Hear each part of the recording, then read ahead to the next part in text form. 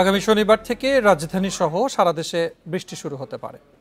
এর আগে বৃহস্পতিবার থেকে সিলেট ও চট্টগ্রামে বৃষ্টি এবং কালবৈশাখীর পূর্বাভাস দিয়েছে আবহাওয়া অফিস।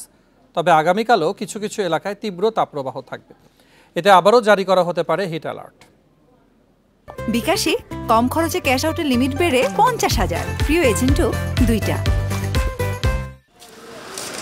গ্রীষ্মের শুরু থেকে টানা তাপপ্রবাহের কবলে ঢাকা সহ সারা দেশ। প্রতিদিনই ঊর্ধ্বমুখী তাপমাত্রার পারদ। প্রখর রোদে তীব্রতা বাড়ছে গরমের। ঘরে বাইরে হাঁসফাঁস অবস্থা। তীব্র গরমে সবচেয়ে বেশি বিপাকে খেটে খাওয়া শ্রমজীবী মানুষ। এইবার যে গরম, এরকম গরম আমার জীবনে আর কোনোদিন দেখিনি। পেটের দায় রাস্তায় নামতে হয়, না নামিয়া কোনো উপায় নাই বাবা। ছেলের সন্তান নাই, অন কি করুম বাবা, কর্ম করিয়া তো খাইতে যতদিন বাঁচি আছি। পানি খাওয়াতে হয়, জুস খাই, বিভিন্ন ধরনের জিনিস খাওয়াতে বিরত হয়। তো তাপটা বেশি, বাচ্চার স্বাস্থ্যের জন্য খুব হচ্ছে, ওর ঠান্ডা ঠান্ডা লেগে যাচ্ছে ঘেমে। তবে মে মাসের প্রথম সপ্তাহ থেকে কিছুটা স্বস্তির আভাস দিচ্ছে আবহাওয়া অফিস। ঢাকা, রাজশাহী, চুয়াডাঙ্গা সহ সারা দেশেই আগামী শনিবার থেকে 4-5 দিন ভারী বৃষ্টি হতে পারে। এতে তাপমাত্রা কিছুটা কমবে বলে জানিয়েছে আবহাওয়া অধিদপ্তর। এছাড়া সিলেট ও চট্টগ্রামে হতে পারে কালবৈশাখী। খুলনা এবং রাজশাহীতে হিটওয়েভটা আছে, সেটা পুরোপুরি কমতে আমাদের 4 থেকে 5 তারিখ পর্যন্ত অপেক্ষা করতে হবে। তখন যদি ভালো মানের একটা বৃষ্টি আমরা পাই, তা আমরা ধারণা করছি যে ওই জায়গার হিটওয়েভটা কমে আসলে সারা দেশে তাপমাত্রা অটোমেটিক কিছুটা কমে আসবে। কারণ কি, আমাদের পশ্চিমা লু হাওয়া যেটা বলি, সেটার প্রভাবে আমাদের খুলনা এবং রাজশাহীর তাপমাত্রাটা বেশি আসে। এর প্রভাবটা পড়ে ঢাকা এবং বরিশালের উপরে। তো ওই সাইডে যখন তাপমাত্রা পুরোপুরি কমে আসবে, আমরা ধারণা করি যে সারা দেশে তাপমাত্রা অনেকটা কমে আসবে। মে মাসের মাঝামাঝি থেকে আবারও তাপপ্রবাহের কবলে পড়তে পারে দেশের বেশিরভাগ জেলা, বলছেন আবহাওয়াবিদরা। নুরসেলিনা শিউলি, ইন্ডিপেন্ডেন্ট নিউজ, ঢাকা। তাপপ্রবাহ নিয়ে আরো জানাতে রাজধানীর আগারগাঁও আবহাওয়া অধিদপ্তর এবং রাজশাহী থেকে যোগ দিচ্ছেন আমাদের সহকর্মীরা। শুরুতেই আগারগাঁও থেকে যুক্ত হচ্ছেন সহকর্মী বুদ্ধদেব কুণ্ডু। বুদ্ধদেব, আপনি সকাল থেকেই সেখানে রয়েছেন এবং আমাদেরকে কিন্তু দফায় দফায় বিভিন্ন তথ্য জানাচ্ছিলেন। সর্বশেষ জানতে চাইব যে কোন দেশের কোন কোন জেলায় সর্বোচ্চ তাপমাত্রা রেকর্ড হয়েছে এখন অবধি এবং এই মুহূর্তে রাজধানীর তাপমাত্রার ব্যাপারে কি পূর্বাভাস রয়েছে?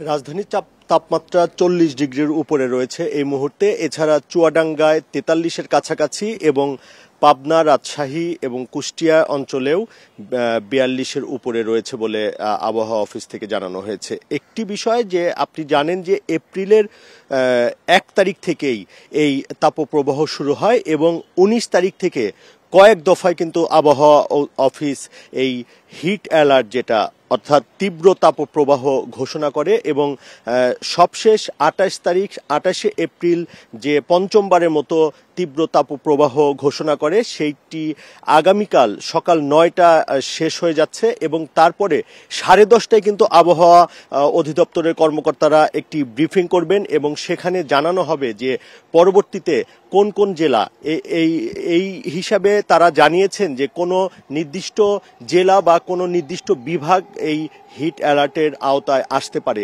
এছাড়া পূর্বাভাস অনুযায়ী আগে থেকেই কিন্তু বলা হয়েছে যে সিলেট এবং চট্টগ্রামে যে বৃষ্টির সম্ভাবনা রয়েছে, এই বৃষ্টিটি যদি অধিক মাত্রার বৃষ্টি হয়, অর্থাৎ মেঘপুঞ্জ যদি প্রচণ্ড আকারে ঘনীভূত হয় এবং দফায় দফায় যদি কয়েকদিন বৃষ্টিটা হয়, এই বৃষ্টির প্রভাবটা এই ঢাকা এবং বরিশাল অঞ্চল সহ এই অঞ্চলে জুড়ে পড়বে, অর্থাৎ তাপমাত্রা কিছুটা কমে যাবে। আর রাজশাহী, রংপুর বা দিনাজপুর অঞ্চলের যে তাপপ্রবাহ রয়েছে সেটি কিন্তু 2 তারিখে যেহেতু সেখানে বৃষ্টি হওয়ার সম্ভাবনা খুবই ক্ষীণ বলছেন, অর্থাৎ 4 তারিখের পরে সেই সব অঞ্চলে বৃষ্টি হওয়ার সম্ভাবনা রয়েছে। এবং কালবৈশাখীর কথা বলা হয়েছে। কালবৈশাখী যদি রাজশাহী বা খুলনা অঞ্চল দিয়ে কালবৈশাখীর প্রকোপটা দেখা যায়, তাহলে কিন্তু ওই অঞ্চলের তাপমাত্রাও কিছুটা কমবে। অর্থাৎ আবহাওয়া অফিস বলছে যে 4 তারিখের পর থেকে 9 বা 10 তারিখে বাংলাদেশে একটি স্থিতিশীল অবস্থা বা স্বস্তি দেখা যেতে পারে, যদিও 10 তারিখের পরে আবার তাপপ্রবাহটা বাড়তে পারে বলে তারা শঙ্কা প্রকাশ করেছে। আরেকটি জিনিস তারা কিন্তু বারবারই বলছে বৃষ্টি হওয়ার সম্ভাবনা রয়েছে। বৃষ্টি যদি না হয় তাহলে কিন্তু আবারও সারা দেশব্যাপী এই হিট অ্যালার্ট বা তীব্র তাপপ্রবাহ থাকবে এবং আগামীকাল 10:30টার সময় তারা একটি ঘোষণা দিবে যে কোন কোন এলাকায় হিট অ্যালার্টটা তারা ঘোষণা করবে। করবেন। আরেকটি জিনিস এখানে বলা হচ্ছে যে এই অনেক জেলাতেই তাপপ্রবাহের রেকর্ড ভেঙেছে, কোনো জেলা 30 বছরের, কোনো জায়গায় 20 বছরের রেকর্ডটা ভেঙেছে। তারা বলছেন যে মে মাসেও কিন্তু এরকম কিছু ঘোষণা আসতে পারে বা রেকর্ড ভাঙতে পারে, এইরকমই আভাস আবহাওয়া অফিস থেকে আমাদেরকে জানানো হয়েছে।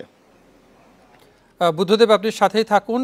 আমরা এই মুহূর্তে যাব রাজশাহী থেকে যুক্ত হচ্ছেন সহকর্মী মুস্তাফিজুর রহমান। মুস্তাফিজ, যতটুকু আমরা জানতে পেরেছি যে রাজশাহীতে তাপমাত্রা 42 ডিগ্রির ওপরে, সেক্ষেত্রে জীবনযাত্রা আসলে কতটা স্থবির সেখানে হয়ে পড়েছে, এবং শিক্ষা নগরী রাজশাহী, সেক্ষেত্রে আসলে এই যে বিদ্যালয় খুলে রাখার ক্ষেত্রে যে ধোঁয়াশা তৈরি হয়েছে, সেরকম কোনো পরিস্থিতির মুখোমুখি কেমন দেখছেন রাজশাহীতে?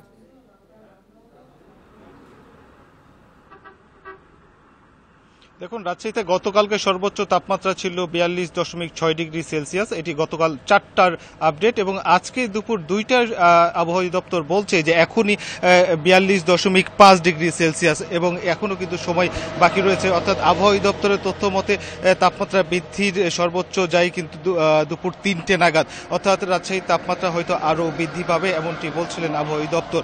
আর গেল কয়েকদিন থেকে তীব্র থেকে তীব্রতর যে তাপদাহ যাচ্ছে, এর ফলে জনজীবন যেমন বিপর্যস্ত হচ্ছে, সেই সাথে আপনি যেমনটি বলছিলেন যে স্কুল খোলার মতো যে সিদ্ধান্তটি নেওয়া হয়েছিল, এতে কিন্তু অনেক শিক্ষার্থী এবং অভিভাবকরা বিশেষ করে এর বিরূপ প্রতিক্রিয়া দেখিয়েছিলেন, এবং তারা বারবারই বলছিলেন যে এই তীব্র তাপদাহের মধ্যে শিক্ষা প্রতিষ্ঠান খোলা বা কোমলমতি শিক্ষার্থীরা যারা স্কুলে আসছেন তাদের এই বিষয়টি নিয়ে কিন্তু অভিভাবকরা অনেকটি বলছিলেন বিষয়গুলো নিয়ে। সেই সাথে এখানে শিক্ষার্থীরা একটি কথা বলছিলেন বারবার যে যেহেতু এখনো আমাদের যে শিক্ষা প্রতিষ্ঠানগুলো রয়েছে সবগুলোই কিন্তু সেন্ট্রাল এসি ব্যবস্থা নেই, যার ফলে সেখানে যে ফ্যানগুলো রয়েছে ফ্যানগুলো অনেক ধীর গতিতে চলে।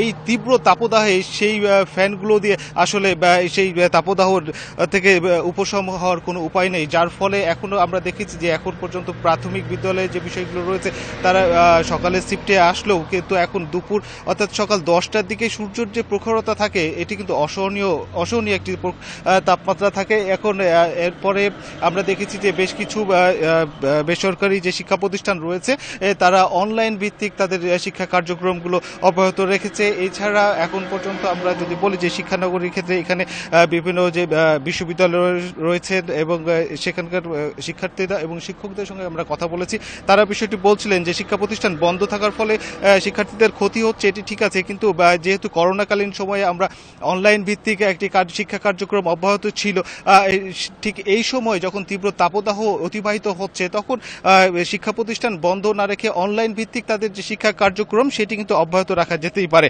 অপরদিকে বলা যেতে পারে যে এখন দুপুর 2টা কিছু পার হলেও রাজশাহী শহরে অর্থাৎ প্রধান সড়কগুলোতে জনশূন্য একটি অবস্থা দেখা যেতে পারে। এখন পুরো সড়কগুলোতে মানুষ নেই, শুধু মরীচিকার দখলে বলা যেতে পারে এক কথায় যদি বলে থাকি।